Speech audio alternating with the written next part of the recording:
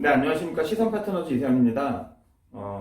저희가 오늘 오랜만에 영상을 틀었는데요. 다른 건 아니고 최근에 연구소와 벤처 관련돼서 법이랑 제도가 많이 개편이 됐습니다. 그래서 시장에서는 달라진 법과 제도를 잘 인지하지 못하기 때문에 많은 중소기업들이 상담을 요청하고 계신데요.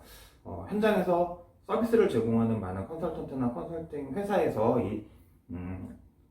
관련된 법이랑 제도에 대해서 개정 이후 경험들이 많지 않거나 정확한 정보 전달이 좀 원활하게 이루어지지 않는 것 같아서 저희가 컨설턴트님들한테도 조언을 조금 하고 우리 기업들 입장에서도 적합한 좋은 컨설턴트들을 좀 선정하기 위한 노력들이 좀 필요할 것 같아서 좋은 연구소 벤처 관련해서 우리가 좋은 컨설턴트들을 어떻게 구분해야 되는지, 그리고 어디에 관심과 주안점을 좀 둬야 되는지 이야기를 하려고 합니다. 첫 번째는요,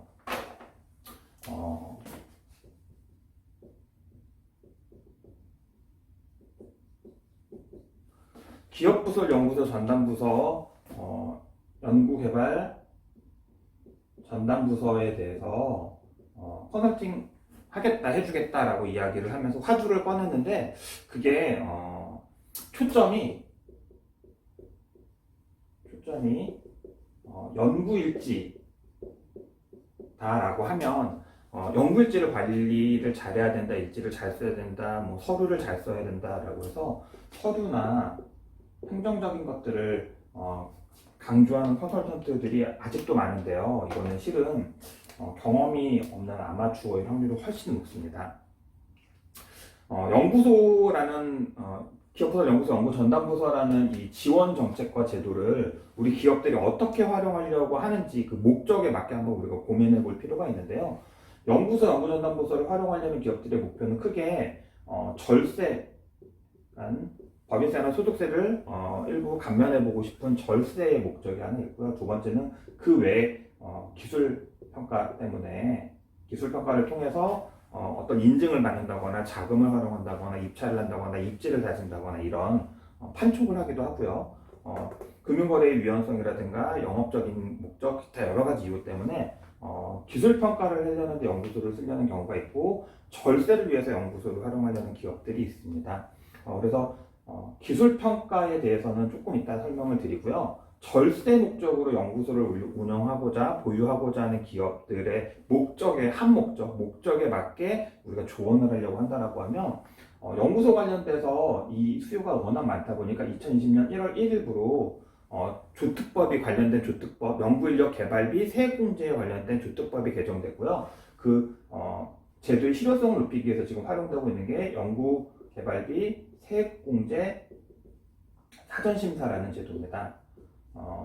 R&D 세액공제 사전심사라는 제도는 법과 제도가 많이 바뀌고 또 근로자들이 중소기업들이 정확한 제도에 대해서 인지나 경험을 갖지 못하다 보니 납세와 과세하는 과정에서 생기는 이런 비효율을 좀 개선하기 위해서 나라에서 강제하는 건 아니지만 권장함으로써 기준을 좀 우리가 사전에 심사해 드리겠습니다 라는 정책이고요. 이 기준을 인지하고 여기다 맞출 수 있다라고 하면 세금적인 목적은 대부분 다 해결된다라고 보시면 될 것 같습니다. 절세를 목적으로 연구소, 연구전담부서를 운영하려는 기업들이 명심해야 되는 첫 번째는 뭐냐면 연구인력 개발비 세액공제 사전심사라는 제도에서는 두 가지를 검토하는데요. 첫 번째는 뭐냐면 연구 주제입니다. 조특법에서 정해준 연구 범위에 우리 기업의 연구활동이 들어간다라고 하면 세액공제 대상. 그런데 조특법이 우리 회사는 열심히 연구개발을 하고 있지만 우리 회사가 하는 연구개발의 주제 범위가 조특법이 정해주는 연구개발 범위에 들어가지 않는다라고 하면 우리는 연구개발한 건 맞지만 세금 감면은 안 됩니다가 이 사전심사 제도의 핵심입니다. 그래서 사전심사에서는 첫 번째로 보는 거 사전심사에서 첫 번째로 보는 건 연구 주제입니다. 그래서 연구 주제가 새로운 과학적 기술적 개발과 진전 혹은 새로운 서비스를 어떻게 개발한 것인지에 대해서 새로운 과학적 기술적 제품, 기술적인 진전이나 진보, 서비스 체계의 개발 이런 내용들을 결과물을 도출하라는 게 아니라 그런 시중에 시판되어 있지 않은 나와 있지 않은 새로운 것들에 대한 연구 도전 이것들을 연구 주제로 선정했을 때 일단은 세금 공제 감면이 된다. 기존 기술을 응용하거나 변형하거나 통제 분석하는 방법들은 연구는 맞지만 우리 기업의 독자적인 연구는 맞지만 세액 공제는 안 된다라고 분명히 명시되어 있습니다. 영상이 끝나면 제가 그 관련된 왜냐면 이게 구전으로 전파되는 게 아니라 법이기 때문에 조특법 개정되면서 관련된 서식과 작성법을 별첨으로 제공했습니다. 그래서 법령에서 제공하고 있는 가이드를 제가 영상이 끝나면 한번 같이 올리겠습니다. 그래서 연구 주제는 새로운 과학적 기술적 진전이나 제품, 서비스 체계의 개발을 다루는 경우에 한해서 세액공제가 된다. 그래서 절세 목적으로 연구소를 운영하고자 하는 기업들은 만사 짓져놓고 주제 선정이 이 범위 안에 들어갈 수 있도록 고민하시는 게 첫 번째입니다. 두 번째는요, 연구비의 적합성입니다. 좀 무슨 얘기냐면 겸직을 하는 사람이나 물품의 비용은 연구비로 청구를 하면 안 되는 거죠. 내가 나라에서 R&D 사업이나 다른 비즈니스를 하기 위해서 지원 사업을 신청했고 거기서 받은 지원금으로 우리 연구비를 충당한 경우에는 세금제 신청을 하면 안 된다라는 이야기입니다. 우리가 일상적으로 쓰고 있는 비품들, 소모품들, 그다음에 그 인건비들에 대해서도 마찬가지로 연구비로 산정을 하면 되지 않는다라고 되어 있습니다. 근데 제도를 이해한다라고 하면 이 두 가지만 잘 기억하시면 좋은데요. 실질적으로 연구 주제를 적합한 조특법에서 요구하는 적합한 연구 주제를 선정해서 겸직하지 않고 오로지 연구 목적에 부합하는 인건비와 각종 재료비, 가공비만 연구비로 청구한다라고 하면 연구소에서 쓴 돈들은 세액공제가 될 수 있다라는 게 이번 제도의 취지입니다. 제가 지금 말씀드린 내용은 그 어디에도 연구일지, 우리가 소위 말하는 연구일지 주간, 월간 이쁘게 잘 멋있는 언어로 도표로 그래프로 통계 자료로 써서 세액공제를 가질 수 있다 없다 이런 내용을 전혀 다루지 않고 있기 때문에 실제로 사전 심사를 한번 진행해 본 기업들은 아마 이게 무슨 말인지 아실 텐데요. 보통 주제가 정확하냐 안 하냐에 따라서 1차적으로 당신의 기업이 행한 연구 활동은 세액공제 대상이 됩니다 안 됩니다라는 가이드가 먼저 나오고요. 두 번째는요, 사전 심사를 청구할 때 들어가는 우리가 국세청에 제공해야 되는 서류들 혹은 자료들에는 연구비 집행 내용이 들어갑니다. 그래서 여기 관련된 인건비, 그러니까 연구 과제가 뭐였고 거기에 어떤 인건비가 들어갔고 어떤 자재비가 들어갔고 어떤 외주비가 들어갔다 라는 항목들을 기록하게 되어 있고요. 그리고 그 쓴 항목과 관련 비용에 관련된 입증 자료와 영수들이 들어가게 되어 있습니다. 그래서 다시 한번 강조하지만 기업부설연구소라는 제도를 통해서 기업이 절세 목적으로 연구소를 운영하고자 하는, 관리하고자 하는 기업들은 연구 일지 자체를 어떻게 쓰는지, 그러니까 연구 일지의 양이나 내용, 그러니까 소위 말하는 연구 일지를 통한 퍼포먼스에 집중할 게 아니라 주제 선정을 명확하게, 조특법이 요구하는 주제 선정을 잘 하고 거기에 부합하는 입증 자료들을 정확하게 얘기하면은 어디에 얼마를 썼는데 그게 연구비였다라는 걸 입증할 수 있도록 이렇게 자료를 구비하고 비축하도록 관리를 조언하는 사람들, 그 사람들이 아마 진심으로 이 기업부설연구소나 연구전연구소에 대해서 실무를 많이 경험한 분들이라는 생각이 듭니다. 그래서 연구일지는 어떻게 보면은 연구일지나 연구소를 컨설팅하거나 조언하겠다는 분들이 자꾸 행정적인 강요를 많이 한다라고 하시면 그분들은 실은 기업들이 이걸 통해서 뭘 원하거나 뭘 이루고자 한다기보다는 자기들의 영업에 꺼리를 만들기 위해서 이렇게 강조하는 거고요. 일제나 행정적인 것들보다는 실제 세금이 목적이다라고 하면 연구 주제를 잘 선정하고 관련된 증빙 자료들을 잘 남기는 게 훨씬 중요하다라고 말씀을 드립니다. 그래서 만약에 연구일지를 쓴다 하더라도요, 어떤 주제로, 그러니까 적합한 주제로 어떤 연구원이 참여해서 어떤 비용을 썼고 어떤 연구 결과를 도출했고 거기에 쓴 돈에 대한 영수는 이거다 이렇게 연구 일지를 작성하시는 게 제가 봤을 때는 합리적인 조언이고요. 기업들 입장에서는 연구 일지를 대신 많이 잘 써주겠다라는 컨설턴트를 선정하시기보다는 실은 연구소를 보유하는 기업들이 제일 못하는 게 유지관리 변경신고입니다. 특히나 이제 연구소에 직접적으로 관여되는 사람이나 장소 변경에 대해서는 변경신고를 곧잘 하시는데요. 예를 들면은 사전심사를 갖다 떨어졌어요. 그러면 네 주제가 적합하지 않아 라고 해서 떨어졌는데 계속 그 주제로 연구일지를 쓰시면 안 되잖아요. 그래서 그럴 경우에는 이제 연구 주제 변경도 하셔야 되고요. 거기 변경된 주제에 맞춰서 다시 자료를 세팅하고 다시 사전 심사를 받기 위한 노력들을 해야 될 텐데요. 그런 연구 주제 변경이라든가 이것도 변경신고 항목이죠. 그리고 통상적으로 이제 3월 법인세 신고, 5월, 6월 개인 사업자 신고를 끝내고 나면 종합소득 신고를 끝내고 나면 기업들의 경영 활동 제반에 관련된 근거 자료들을 변경 신고하게 되어 있습니다. 왜냐하면 기업의 형태가 바뀌었거나 기준이 되는 매출이나 자산, 자본금, 고용 인원들이 바뀌었을 수 있기 때문에 이런 기업의 경영 활동에 대한 근거 자료들이 기준 연도 데이터가 바뀌면 즉 결산이 끝나고 나면 변경 신고를 한 번씩 해주는 게 기업의 연구소 유지 관리에 어떻게 보면 훨씬 더 좋은 방법인데 제가 상담했고 만났던 많은 연구소 보유 기업들이 실은 결산 이후에 변경 신고를 한 번도 하지 않는 경우들을 많이 봤습니다.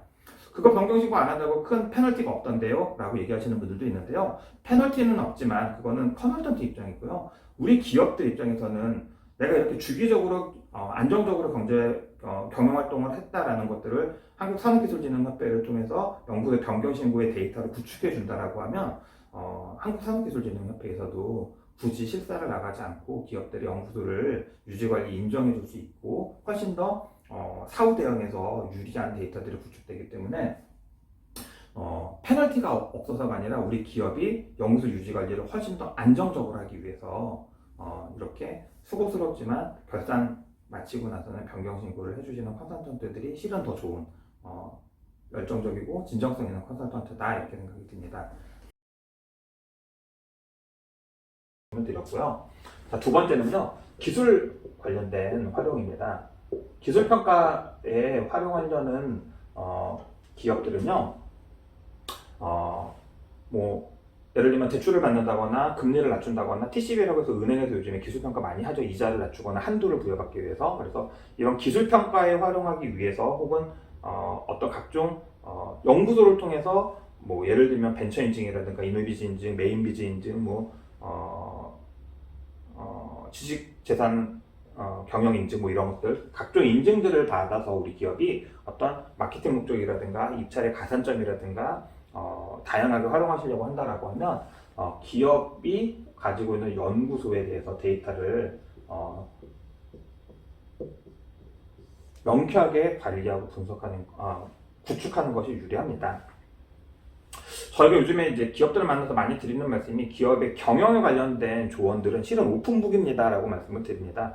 그러니까 경영을 하면서 내가 혼자서 열심히 벌어서 잘 만들어서 잘 팔아서 마진을 남겨서 번만큼 세금 내면서 사업하겠습니다라고 하시는 분들은 전혀 제가 드릴 조언이 없지만 세금도 기왕이면 합법적으로 줄이고 싶고 좋은 자금과 투자도 유치해서 훨씬 더 볼륨 있는 사업을 하고 싶습니다라고 하시는 분들은 결국은 외부 평가, 그다음 법과 제도를 활용해야 될 텐데요. 이런 법과 제도는 과거와 달리 지금은 100%다 홈페이지나 자료실을 통해서 공공연하게 오픈된 심사 기준을 명시하고 있기 때문에 정확하게 이 기업들이 이 정책을 활용하려고 하는데 이 정책에서는 이런저런 면모들을 평가합니다라고 하면 그런 평가되는 면모들을 준비해서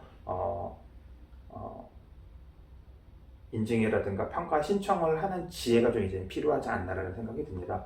그러니까 예를 들면 오픈북이 이런 거죠. A라는 책을 통해서 A 책의 1페이지부터 10페이지 사이에서 시험 문제를 낼 건데 오픈북이니까 책을 들고 들어와도 좋습니다라고 하면 1에서 10페이지에 대해서 굉장히 시험 나올 만한 내용들에 대해서 집중적으로 파거나 데이터를 준비해서 시험에 들어가면 훨씬 더 좋을 텐데요. 남들은 다 그렇게 책을 갖고 오거나 자료를 구축해서 시험장에 들어오는데 오픈북인지 몰라서 무방비로 시험장에 들어온 친구들은 아무래도 같은 성적을 받기가 훨씬 더 어려울 겁니다. 마찬가지로요. 지금 대한민국은 2017년 6월 달을 기준으로 해서 중소기업진흥청이 중소벤처기업부로 승격 개편이 됐습니다. 그래서 중소기업진흥공단이 중소벤처기업진흥공단으로 마찬가지로 개편이 되었죠. 그래서 지금 중소기업 관련된 지원 정책의 태반이 2017년 6월 이후부터는 중소기업 중에서도 벤처기업으로 집중되고 있는 모양입니다. 그래서 지금 벤처기업에 대한 수요가 굉장히 많은데요. 벤처기업에 관련된 특히 이제 벤처기업 확인제도라고 하는 벤처기업이 되기 위해서는 벤처기업 확인제도라는 평가를 받아야 되는데 이 평가 방식 자체가 2021년 2월 12일을 기준으로 해서 완전히 민간의 영역으로 이관되면서 개편됐습니다. 제도가. 마찬가지로 벤처 관련해서도 평가를 받고자 한다라고 하면 굉장히 많은 부분이 이 연구소를 통해서 평가가 된다라는 걸 알 수가 있는데요. 기본적으로 벤처기업 컨설팅을 한다 혹은 내가 컨설팅을 받고 싶다라고 하시는 분들은요, 명심해야 되는 게 하나가 2021년 2월 12일부로 대출 보증형이 사라졌고 혁신성장형이 생겼대요. 연구 유형과 투자 유형은 그대로 있다고 합니다. 이렇게 설명하시는 분들이 많은데요. 틀렸다는 말이 아니라 이게 뭘 의미하는지를 알 필요가 있습니다. 첫 번째는 과거처럼 기보 중진공을 통해서 대출을 받고 보증을 받아서 벤처 신청을 할 때는 해당 심사기관이나 지점들이 다 명쾌히 지정되어 있기 때문에 굉장히 그냥 실사만 받으면 진행되는 사업자 벤처인의 기업정보 입력하고 사계획서 써서 제출해서 실사 받고 나면 마무리되는 굉장히 짧은 기간 안에 심사가 이루어졌던 것과 달리 지금 방식은 투자형을 제외한 나머지들은 평가기간이 있고 민간으로 이관됐다 그랬잖아요. 예, 평가기간이 있고 심의기간이 있어서 전체적인 이제 심사 기간 자체가 45일에서 50일로 굉장히 길어졌습니다. 특히나 이게 온라인으로 이제 다 이루어지면서 하나 홈페이지에 나와 있는 내용을 우리가 차용하면 온라인으로 하다 보니 보완이 생길 수가 있는데요. 보완이 생기면은 심사 기일이 3일 정도가 길어진다라고 명시되어 있습니다. 그러면 온라인으로 사업계획서를 뭐 기타 기업 데이터 입력을 쭉 하고 관련 증빙 자료들을 우리가 첨부 파일로 스캔해서 제출을 하는데요. 한두 번 보완이 나오면 전체적인 심사 기간이 50에서 60일 이렇게 걸릴 수 있기 때문에 명심해야 되는 게 뭐냐면 벤처기업이 만기가 다 돼서 혹은 지금 당장 어떤 대출이나 입찰이나 R&D나 지금 당장 어떤 사용의 목적으로 아주 짧은 기간을 두고 벤처를 받으려고 하는 기업들은 그렇게 안될 확률이 훨씬 높다라는 게 첫 번째 꼭 명심해야 될 내용입니다. 그리고 두 번째는 연구 유형을 선택하는 기업들 같은 경우에는 제출해야 되는 서류들이 굉장히 많은데요. 우리 앞에서 말씀드렸던 이 연구소 관련된 내용과 마찬가지로 연구비에 대한 집행 서류들, 영수증들이 다 들어가야 되기 때문에 연구 일지를 앞서서 저렇게 주제별로 연구원이 누구였고 관련해서 비용이 뭐가 들어갔고 그 영수가 뭡니다라고 잘 분리해서 따로 관리했던 기업들이 아니다라고 하면 서로 구비하는 시간도 상당히 오래 걸릴 거고요. 혁신성장 유형 같은 경우에도 평가목이 기술 혁신성에 대한 부분이 있고 기업 성장성에 대한 평가 이렇게 두 가지 파트로 나뉘기 때문에 과거처럼 그냥 특허 있고 연구소 있고 뭐 그럼 벤처 신청 해볼 만하지 않겠어? 이렇게 접근하시면 벤처가 안 될 확률이 훨씬 높습니다. 기술평가는 그렇게 마무리되지만 기업 성장성 평가에서는 우리 기업이 과연 근로자와 함께 이 사회와 함께 환경과 함께 공생할 수 있고 지속 가능한 성장에 대한 노력을 하는지를 평가합니다.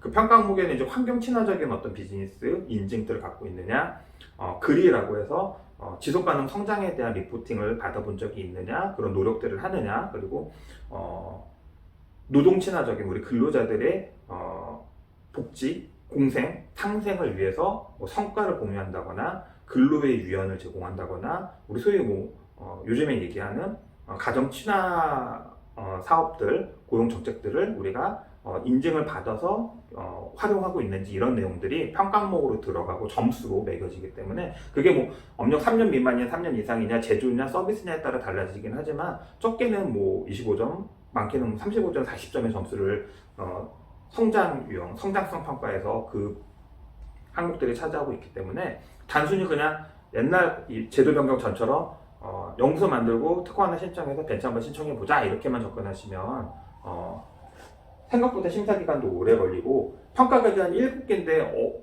평가 기간마다 기준으로 보는 눈높이들이 다 다를 거기 때문에 무턱대고 기술성만 준비해서 우리가 벤처 받아보겠다 접근하시면은 잘 되지 않을 수도 있다라는 말씀을 드립니다. 다만 이제 좋아진 건 과거에는 벤처 신청을 했다가 떨어지면은 6개월 동안 심사를 의뢰할 수가 없었는데요. 지금은 비용만 내면 계속 재심사를 받을 수 있기 때문에 그리고 또 원한다라고 하면 기업이 원한다라고 하면 이의 신청이라는 제도도 생겼기 때문에 벤처기업이라는 지원 사업과 법과 제도, 그다음에 연구소 전담부서라는 우리 지원 사업, 그다음에 관련된 법과 제도를 활용하려고 하는 기업들 그리고 그 기업들을 조력하겠다고 나서는 컨설턴트나 우리 컨설팅 회사들은 이제는 제도 이전에 우리가 좀 관성적으로 접근했던 방법들을 좀 내려놓고요. 달라진 법과 제도에 맞춰서 서비스를 준비하시는 게 좋지 않을까라는 생각이 듭니다. 그래서 연구소는 주제 선정이 중요하고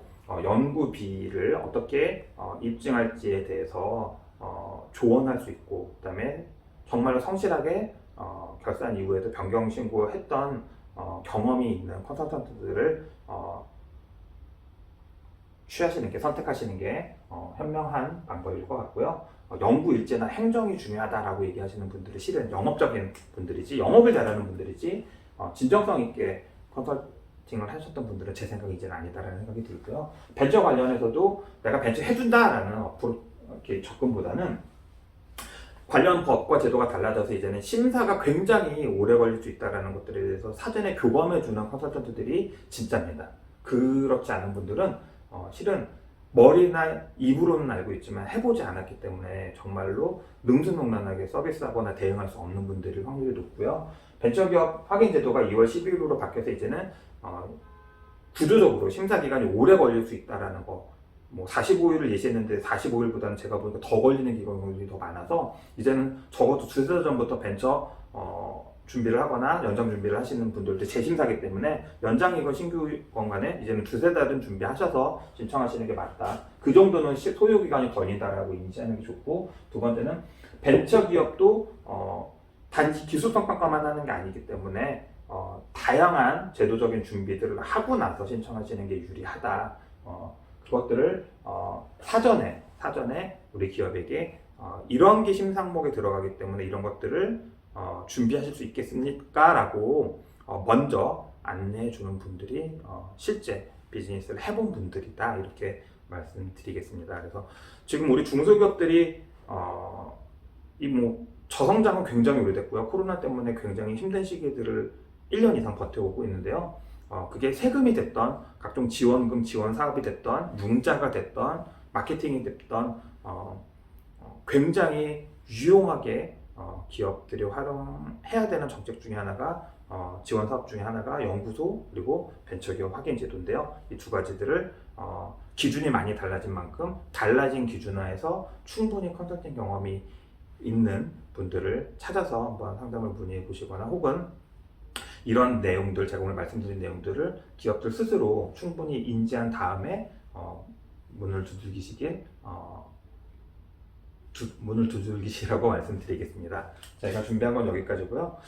저희가 연구소 벤처에 관련해서 굉장히 많은 상담과 사례를 가지고 있기 때문에 관련해서 상담을 원하시는 분들은 늘 연락 주시면 저희가 성심성의껏 응대하고 상담 드리도록 하겠습니다. 감사합니다.